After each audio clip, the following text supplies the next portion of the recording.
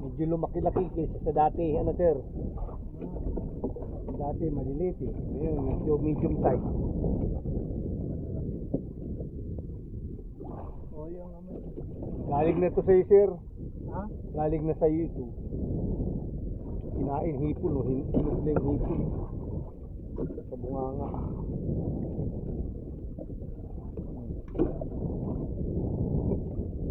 Kunat-kunat yung hipon eh.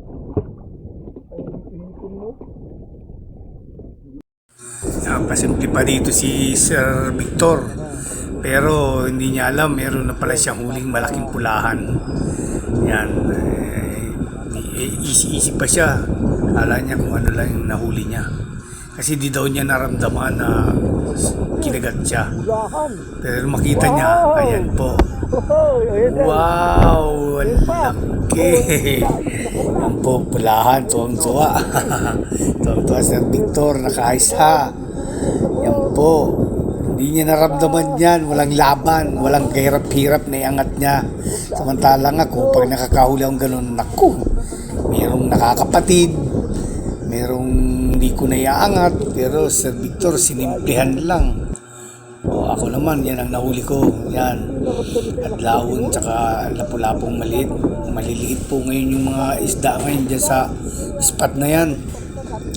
Siguro by August, mating season na yata nila noon. Kaya nung August kasi nakadami ako dyan. Sampahan. Dapat pala sir, sampa lang sir.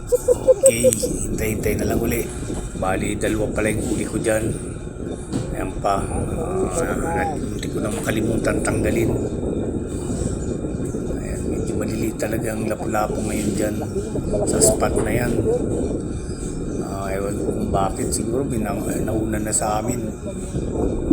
Ayan po. Okay.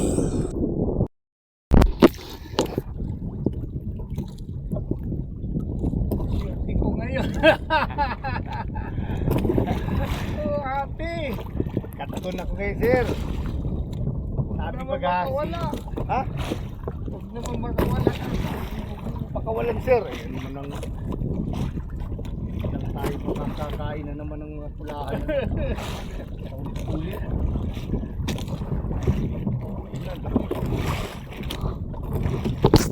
Kita nga. Ayan o. Malaki. Oo, Pulahan. oo. Sir.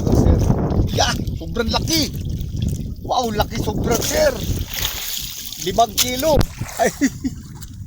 Ayun na. Oh, yay! Punta ba? Lapit na ba? Oh, Eh! ayan o. Eh! Talo ang huli ko. Wala. Sabi ko na. Meron pa isa. Medium. Meron pa. Oo, medium sir. Picture. Akan pa sir, picture. Sige, okay. Lang matawa. Oh, mga kaibigan. Maulit. Meron na. Mamaw. Maulit ang kahapon. Dito naman, Masisiro. Oh. Ano na? Ay, ano? Kini? ito talagang super hatak talaga. I-estimate ko ay mas malaki pa sana ito sa huli ni Sir Victor na pulahan kanina. Kaya lang, nung makita ko na kung anong klaseng isda ito, naku, ito na. Medyo nawala yung halakka ko. Medyo napahiya patuloy ako kay Sir Victor, pero okay lang, ang galing ng laban.